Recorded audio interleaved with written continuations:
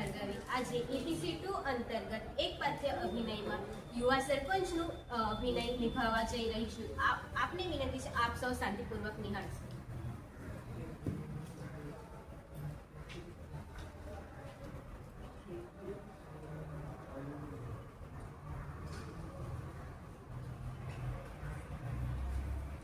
નમસ્કાર મારા ગામના વહાલા મિત્રો।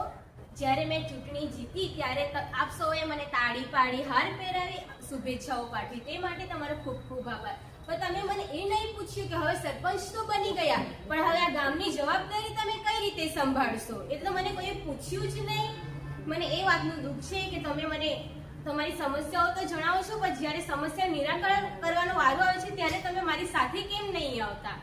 આ આપણા ગામના રસ્તાઓ તૂટેલા છે, પાણીની તકલીફ છે, આપણા ગામના યુવાનો છે આપણું ગામ છોડીને બીજા શહેર તરફ જઈ રહ્યા છે, ત્યારે મને આ વાતનું ખૂબ જ દુઃખ થાય છે। આ ચૂંટણી જીત્યા પછી આજે મારી પહેલી ગ્રામસભા છે। હું મારી આ ગ્રામસભામાં મેં તમારી જે સમસ્યાઓ છે એ તો સાંભળીશ, પણ તમે મારી સમસ્યા પણ સાંભળજો।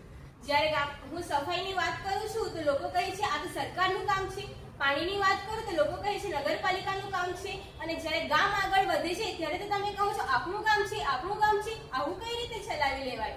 જ્યારે ગામની સમસ્યા ત્યારે પણ કહો ને આ તો આપણા ગામની સમસ્યા છે, ચલો આપણે સાથે મળીને તેને સુધારો કરીએ।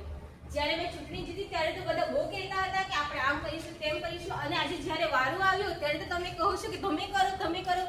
આ સરપંચ એકલું શું કરે? આ સરપંચથી આખું ગામ નથી બનતું, આખું ગામ બને છે આપણા સૌથી, આખું ગામ બધા વ્યક્તિઓથી બને છે। તેથી આપણે સાથે મળીને આખું ગામ આપણે સાથે ભેગા મળીને આપણા ગામનો વિકાસ કરવાનો છે। આપણા ગામમાં નથી આરોગ્ય સેવાઓ, નથી સારી સ્કૂલ। ચોમાસામાં તો પતરા ઉપરથી પાણી ટપ ટપ કર્યા કરે છે, છોકરાઓ પોતાની નોટ સાચવે, સ્લેટ સાચવે કે બેગ સાચવે કે અભ્યાસ કરે।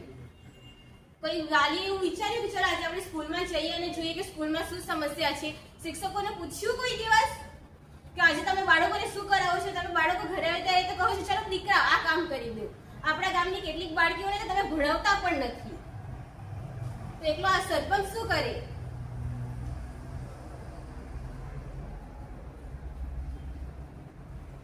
આજે હું આ તમારા માટે બધી સુવિધાઓ જે સરકાર ગામના લોકોને આપે છે એ હું લઈને આવી છું। જે વ્યક્તિઓ જે વ્યક્તિ સુવિધા વિશે જાણે છે તે પોતે એકલા પોતાનું કાર્ય કરી લે છે, અન્યને તો જણાવતા પણ નથી।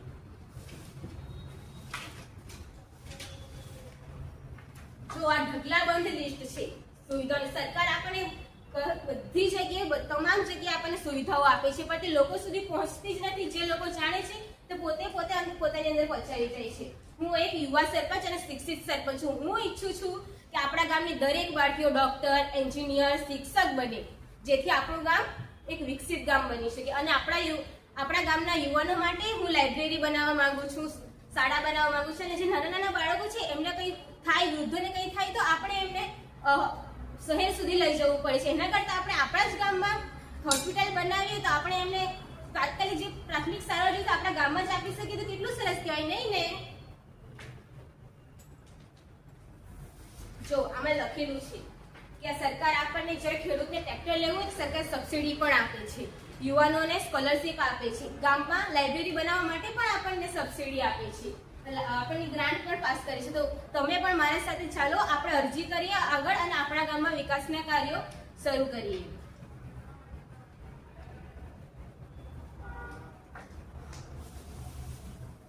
હા બોલો તમે। શું તમારી છોકરી 12 સાયન્સમાં પાસ થઈ ગઈ છે? એવું છે? તમને ખબર છે 12 સાયન્સ પાસ કરે પછી નીટની જો તમે એક્ઝામ અપાવો તમારી દીકરીને તો તે નીટ પણ પાસ કરે તો સારામાં સારી સ્કૂલમાં કોલેજમાં એડમિશન લઈને ડોક્ટર બની શકે છે। અને આ નીટમાં બહુ બધા પૈસા જાય એવું નથી। તમે જો સરકાર આ માટે સ્કોલરશિપ પણ આપે, 7-7 લાખની પણ એક વર્ષની સ્કોલરશિપ આપે છે કે જેનાથી તમારી દીકરી સારી રીતે ભણી શકે અને ડોક્ટર બની શકે। અને હોસ્ટેલમાં પણ ફૂડ બિલ પણ આપે છે કે જેથી તમારી દીકરી પર વધારે ખર્ચો તમારે નહીં કરવો પડે, અને તમારે પૈસાની ખાતે તમારી દીકરીને નહીં ભણાવો એવું નહીં કરવાનું। આવી જ રીતે એક સરપંચ તરીકે હું ગામના તમામ લોકોને જણાવું કે તમે શિક્ષિત છો, અને જે અન્ય લોકો નથી શિક્ષિત એ લોકોને પણ જણાવો કે તેમના બાળકો છે તે પણ આગળ આવે અને ભણી શકે. તો બોલો તમે બધા મારી સાથે છો ને? નમસ્તે.